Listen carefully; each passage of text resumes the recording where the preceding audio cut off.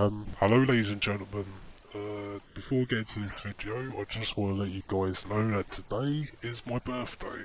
So, like probably later on I'm probably just going to chill and probably have a few beers and whatnot and just enjoy my day. But moving on, as you can see, Dying Light 2 is now just come out and it's already been benchmarked and tested on both consoles, okay, the PS5 and the Series X and whatnot. Now, here's the thing I want to tell you guys about, okay, the Series S is basically holding back the Series X, okay. So, as you can see right here, in resolution mode, yeah, it's basically running 3456 by 1944. Now, this is the thing why Xbox Series X is not a true 4K machine. I'm talking about the Series X here, by the way, the £500 console. Okay, the one that you guys think is more powerful than PS5. Let me correct you here on something where you think you're getting 4K.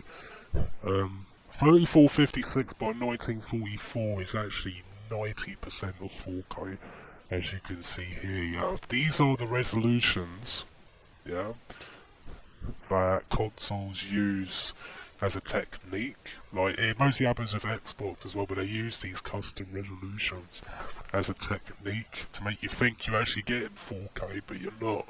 3840 by 2160 is 4K, okay, and yeah, basically 3840 by 2160 is 4K. So it's not running at native 4K, and it's basically doing that to try and hold that 30 FPS, and that's in resolution mode. I'm showing it at its actual best here, okay, before I get into the performance modes and whatnot. As you can see right here, now you can see this on Digital Foundry's video, you don't have to take my words for it, you can go and look for yourself, but performance mode, which is 1080p, as you can see right here in the middle, you have to go that low to get 60 FPS. It's the exact same as the PS5, basically. So you're saying this console is more powerful than the PS5. It's doing the exact same resolution and frame rate, for fuck's sake, as the PS5. It's just the difference with the PS5 is it's got a more stable frame time and it's got a more stable frame rate. There's the difference there. So, quality mode, once again, you're going to be doing 1080p, 30 FPS, but you got ray tracing with ambient occlusion added to it, so there's just no difference. Like, let me go and do that side by side, right? I'm going to put this in full screen, 4K, okay? Produce visual noise on a 4K Where's the display. difference here? Visually, there's little other ways Where's to the split difference between the two? Like, the PS5 and the Series X. Like, I don't see any difference. What I see is a slightly better lighting and shadows than the Series X version. Like, I'm looking at both of them side by side here, and I can see quite a distinct difference with the PS5 version.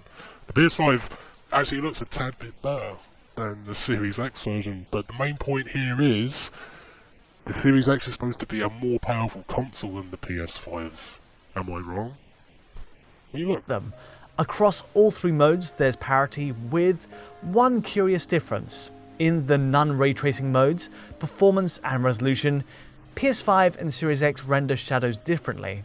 See? Renders shadows differently.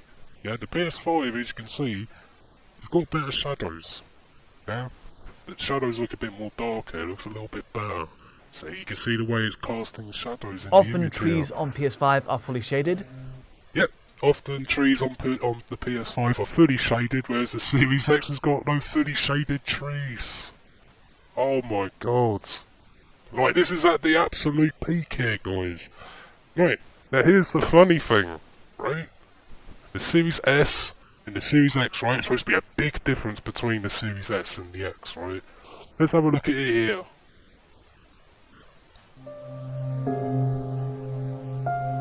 Tell Of me if course, you guys it's can worth see a saying difference. Series S, for all the limits it has in running at 1080p and 30 FPS, does still hold up to the other two in core visual features.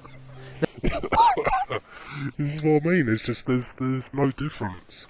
Like, look at this. At least in my Series S playthrough, a rock solid 30 FPS. You can do a locked 30 even on my PC. If I went and locked it to 30, it would be very stable.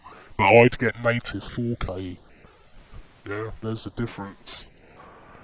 So yeah, the Series S is basically the same as a Series X, basically in performance on this game. So there's not really any difference.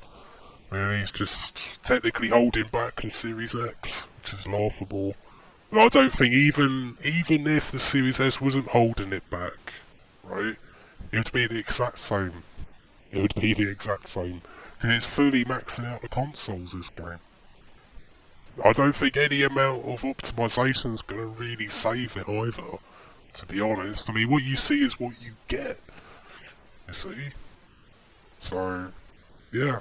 This is Chris J. I'm out. Peace.